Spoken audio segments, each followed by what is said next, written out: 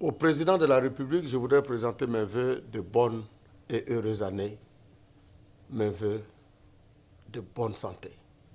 Nous prions aussi le Seigneur afin qu'il vous aide à donner à chacune et à chacun de nous une sécurité, à garantir pour notre pays une réelle sécurité.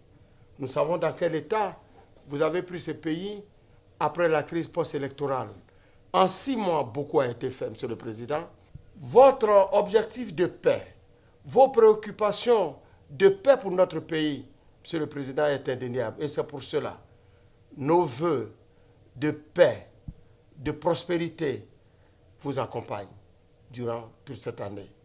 À l'endroit de mes frères, de mes sœurs et de mes frères ivoiriens, je voudrais formuler les sincères vœux de prospérité et de bonheur. Je voudrais surtout formuler les prières que l'an 2012 soit l'année de la réconciliation nationale, sous l'autorité du président de la République, soit l'année de la cohésion sociale et l'année de l'unité nationale. Que 2012 nous permette d'oublier nos querelles qui ont fait tant de mal à notre pays. Je voudrais enfin formuler ardemment pour chaque Ivoirienne et pour chaque Ivoirien une année de vraie paix.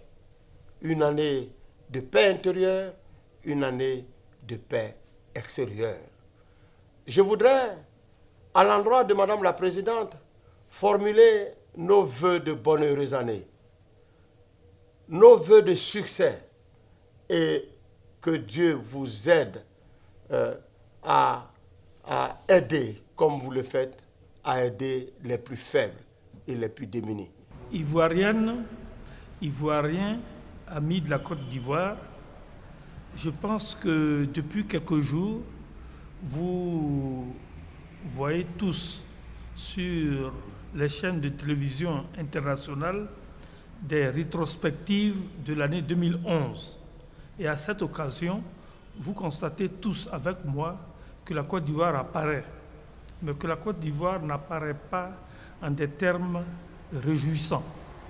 La Côte d'Ivoire apparaît comme un pays de crise, d'une crise très particulière et qui devrait peut-être rester quelque part dans l'histoire.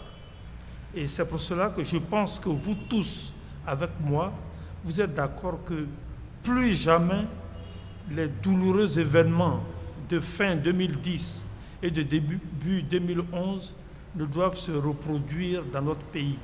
Il ne faut plus qu'en Côte d'Ivoire, il y ait de tribus, de tribalisme et de différences nord-sud.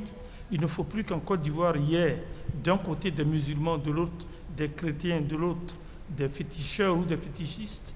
Il faut que nous soyons désormais tolérants, ouverts, unis et un.